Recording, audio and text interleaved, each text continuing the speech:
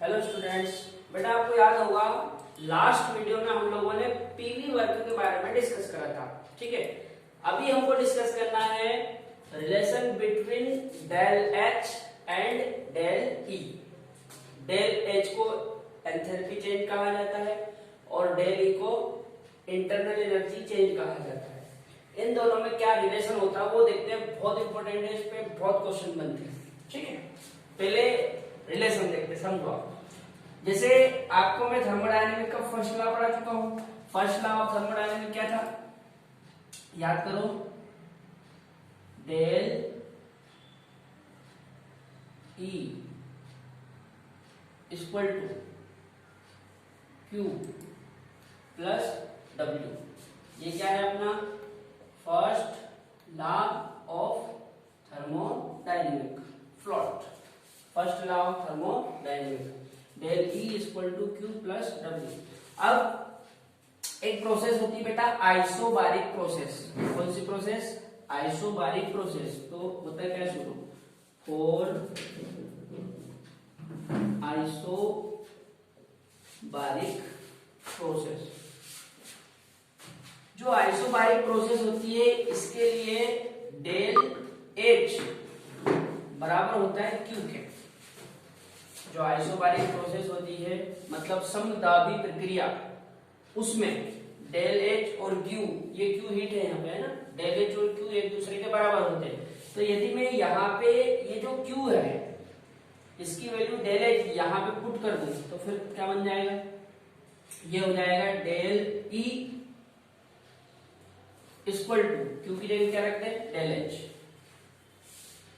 H plus W. ठीक है, del H plus W.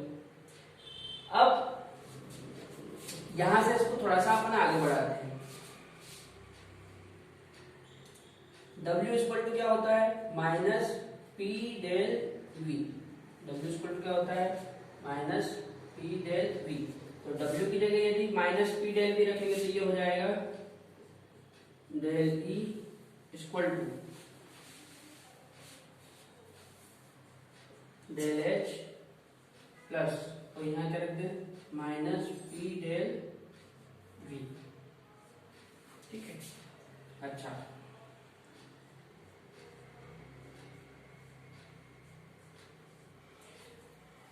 यदि इसको अपन सोल्व करें तो प्लस माइनस माइनस होता है, तो यहाँ पे हम डायरेक्ट क्या लिख सकते हैं del E equal to del H plus minus minus P del we.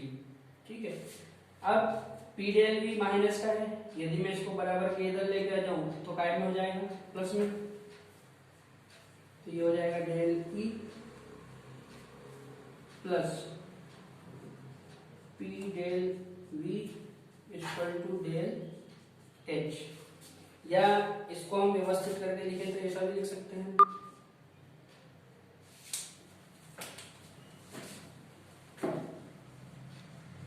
Del H equal to del E plus P del V. ठीक है, कुछ नहीं करा मैंने, डेल एच को इधर कर दिया और इन दोनों को इधर कर दिया। तो हमारा जो फॉर्मूला है वो क्या बना,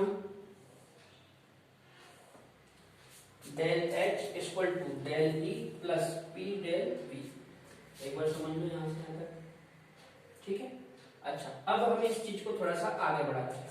इधर देखो, जैसे बेटा हमने लिखा है del H equal to del E plus P del V. ठीक, अब आप इसको समझो। आपको यदि याद हो तो डेल v इक्वल टू क्या लिखा था मैंने v2 माइनस v1।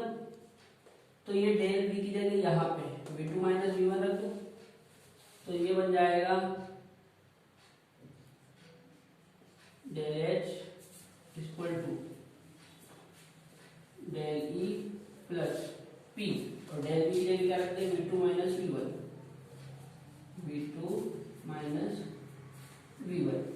ठीक, अब ऐसा करते हैं, इस प्रेशर का का अंदर मल्टीप्लाई करते हैं तो ये हो जाएगा del H equal to del E plus ये हो जाएगा पी V2 माइनस ये हो जाएगा पी V1।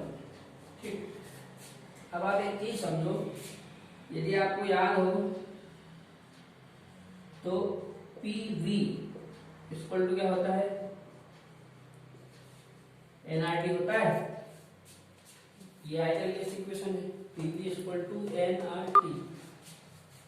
देन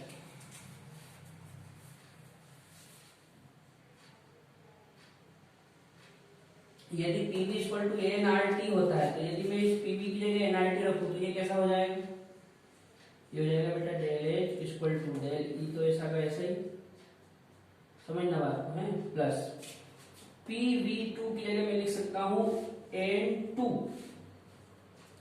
RT और ये माइनस ऐसा का ऐसे, और PV1 की जगह लिख सकता हूं मैं N1 RT।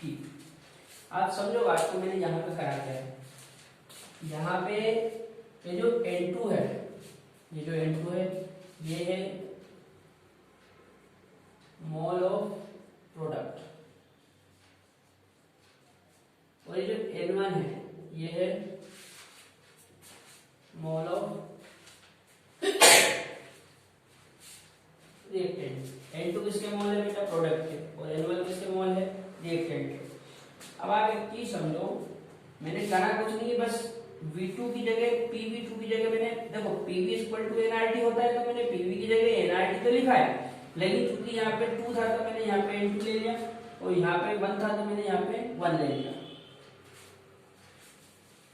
अब यहाँ पे RT और यहाँ पे भी RT को हम चाहें तो कॉमन ले सकते हैं, तो ये हो जाएगा del H equal to del E plus N2 minus N1 और ये RT। कुछ नहीं करा मैंने, RT को यहां से कॉमन ले लिया, और ये क्या हो गया N2 minus N1।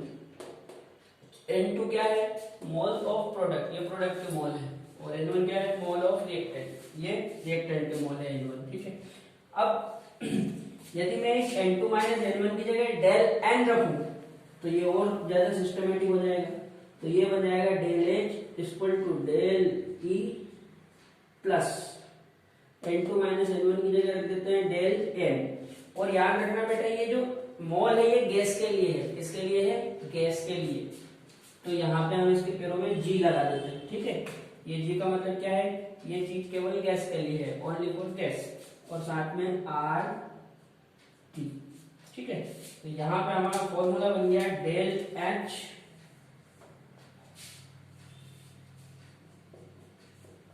Del H equal to del E plus del NG RT। अब मैं आपको इसके एप्लीकेशन और समझा देता हूं। ठीक है, इधर देख लेते हैं, एक एक करके बेटा इसके एप्लीकेशन देखते हैं। सबसे पहले केस फर्स्ट में आप समझो, if del NG equal to 0, यदि डेल NG क्या हो जाए, 0 हो जाए, तो याद रखना जब भी आपका डेल NG 0 होगा तो डेल H और डेल E एक दूसरे के बराबर आएंगे, ये बहुत इंपॉर्टेंट है। ये एक प्रकार से शॉर्टकट तरीका है, जब भी आपका डेल NG 0 के बराबर आएगा तब डेल H और डेल E एक दूसरे के बराबर होंगे, इक्वल होंगे। ठीक है, इसका मैं आपको एग्जांपल समझा देता हूं। H2 plus I2 equal to 2HI। आप एक चीज समझो, ये यहाँ पे ये दोनों क्या है, रिएक्टेंट, और ये क्या है, प्रोडक्ट। तो जो डेल NG होता है, इस डेल NG को कैसे निकालते हैं, प्रोडक्ट, या ऐसा करते हैं ना अपन, n2 माइनस n1। यहाँ पे आपको मैं पहले भी समझा चुका हूं कि जो n2 है ये क्या है, मोल्स ऑफ प्रोडक्ट, और जो n1 है ये क्या है, मोल्स ऑफ रिएक्टेंट। ठीक है, n2 किसके मोल है, प्रोडक्ट के, और n1 किसके मोल है, रिएक्टेंट के। तो यदि हम डेल Ng निकालें तो डेल Ng क्या आएगा, समझो, del Ng equal to n2 मतलब किसके मोल, प्रोडक्ट के, प्रोडक्ट कितने मोल है, 2, तो ये 2 माइनस n1 किसके मोल है, रिएक्टेंट के, रिएक्टेंट के मोल कितने, एक ही और एक ही 2, तो फाइनली डेल Ng क्या आएगा, डेल Ng इक्वल टू 0। मतलब जब भी डेल Ng 0 आए तो क्या मतलब निकलेगा इसका, कि डेल H और डेल E एक दूसरे के इक्वल है, बराबर है। ये समझ में आ गई बात, ठीक है। ये सारी चीज हमको यहीं से समझ में आ जाएगी। ये यहाँ से जब भी आपका डेल Ng 0 आएगा तो कोई सी भी रिएक्शन हो, मान के चलना कि डेल H और डेल E एक दूसरे के बराबर होगा, ठीक है। अब बाकी केस इस तरफ देख लेते हैं। इधर वाले बोर्ड पे देखो, यहाँ पर केस सेकंड। अब इसको अपन नॉर्मल तरीके से समझ लेते हैं। जब आपका डेल Ng 0 से ज्यादा होगा, डेल Ng 0 से ज्यादा होगा, उस समय डेल H भी डेल E से ज्यादा होगा। याद रहेगी बात, जब आपका डेल Ng 0 से ज्यादा आएगा, डेल Ng ग्रेटर देन 0, तब डेल H भी ग्रेटर होगा किससे, डेल E से। इसका भी एक एग्जांपल बता देता हूं। PCl5 जब ब्रेक होता है तो बनता है PCl3 प्लस Cl2, ठीक है। यहाँ पे डेल Ng निकाल के देखें, डेल Ng इक्वल टू होता है बेटा प्रोडक्ट माइनस रिएक्टेंट।